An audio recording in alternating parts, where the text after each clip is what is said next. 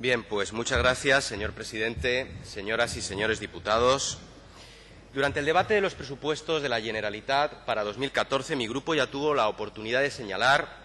que se trataba de unos presupuestos simulados, construidos a base de incorporar ingresos ficticios y de plantear recortes de gasto que la Administración autonómica era incapaz de lograr, por mucho que se impusieran sacrificios adicionales a la ciudadanía. Eran unos presupuestos que se diseñaron y se aprobaron con el objetivo de alcanzar un déficit del 1%, mientras el Consell no tenía ningún reparo en manifestar que era imposible lograr esa meta.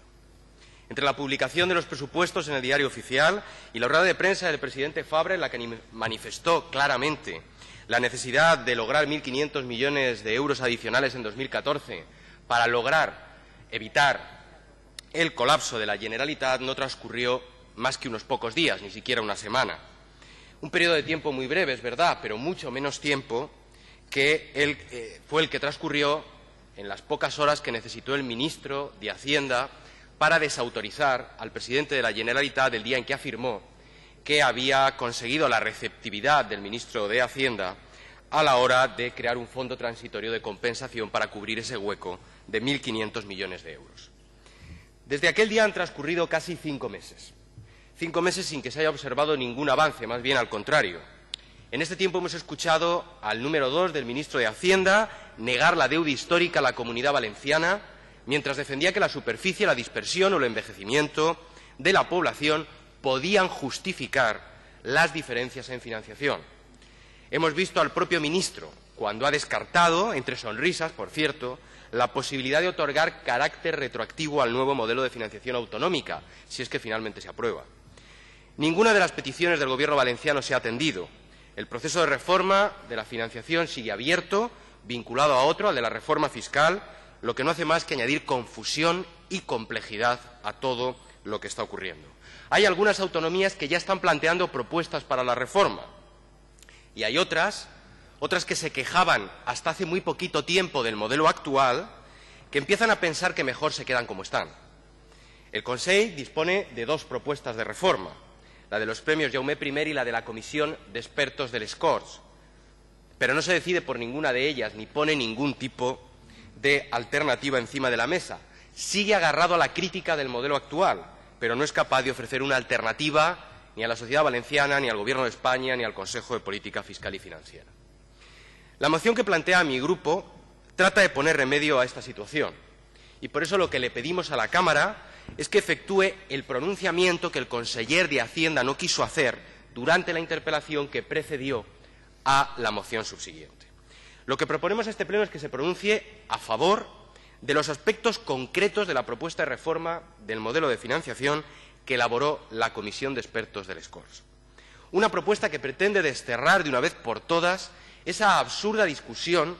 sobre qué trozo le corresponde a cada autonomía en la parte de los recursos que el Estado decide poner a disposición del conjunto de las comunidades.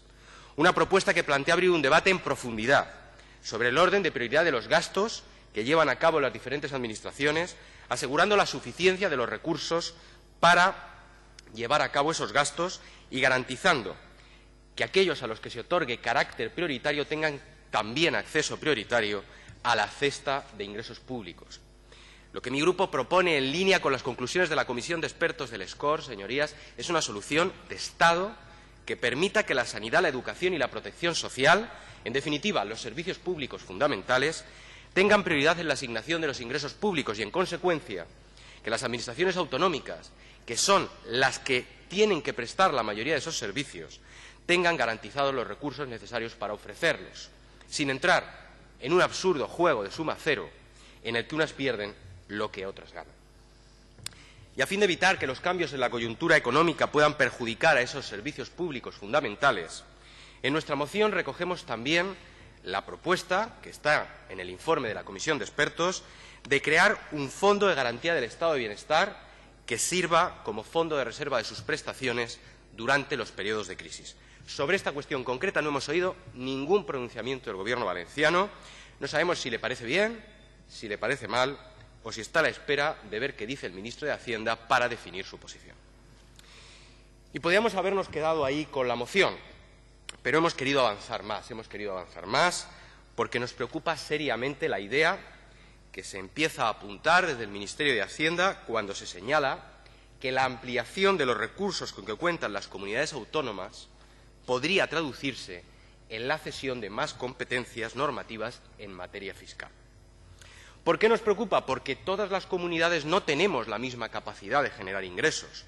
Autonomías como la valenciana, que ha experimentado un notable retroceso relativo en su renta por habitante durante los últimos 20 años, no serían capaces de generar los mismos ingresos que otras comunidades autónomas más ricas, estableciendo un mismo nivel de impuestos. Les voy a dar, por ejemplo, un dato muy revelador.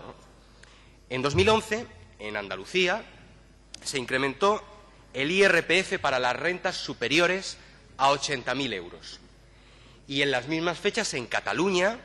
con un gobierno diferente, se efectuó una subida equivalente, pero solo para rentas superiores a 120.000 euros. Sin embargo, el impacto que tuvo esta subida en Cataluña fue muy diferente del impacto que tuvo en Andalucía. En Cataluña supuso 15 euros adicionales de recaudación por habitante. En Andalucía, solo 1 euro adicional por habitante. Y dado que la renta de la Comunidad Valenciana está muy por debajo de la media, mucho más cerca de la de Andalucía que la de Cataluña, podemos asegurar que el resultado de una medida de este tipo sería más parecido en nuestra comunidad al de Andalucía que al de Cataluña. Lo relevante no son tanto los números, lo relevante es darse cuenta a partir de estos datos de que la capacidad de generación de ingresos que tienen las diferentes comunidades autónomas a través de medidas tributarias es muy dispar, sobre todo cuando nos encontramos con que algunos gobiernos autonómicos plantean una competencia fiscal a la baja,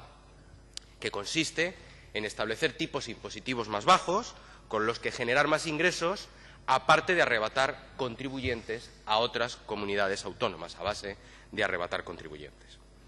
Por eso, ceder competencias normativas en materia tributaria a las autonomías sin garantizar un mecanismo de transferencias que asegure la solidaridad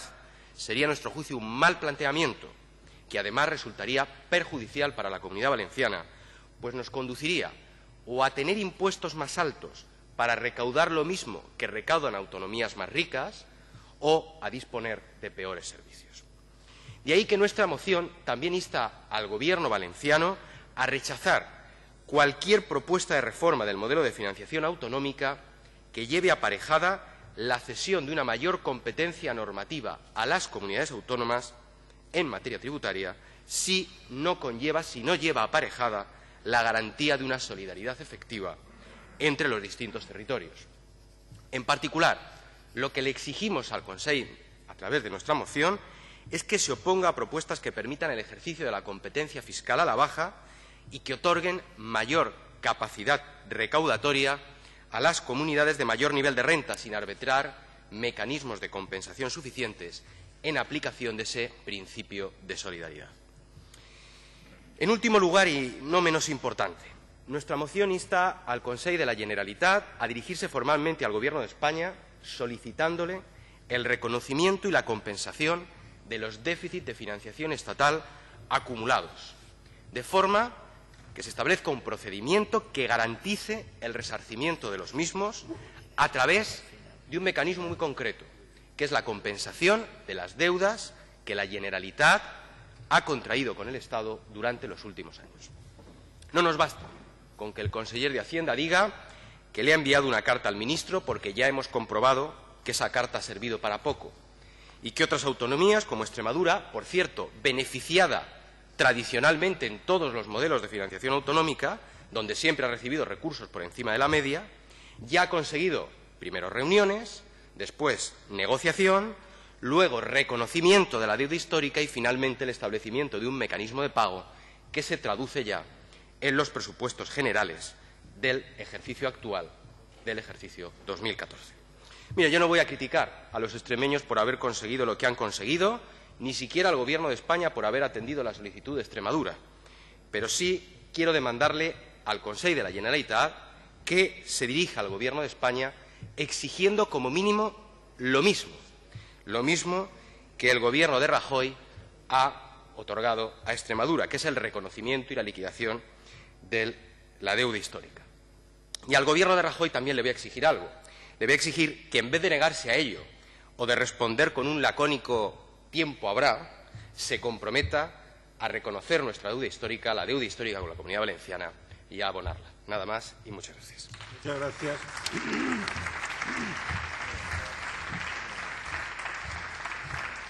Té la paraula en representació del grup parlamentari d'Esquerra Unida, il·lustre diputat, senyor Torró.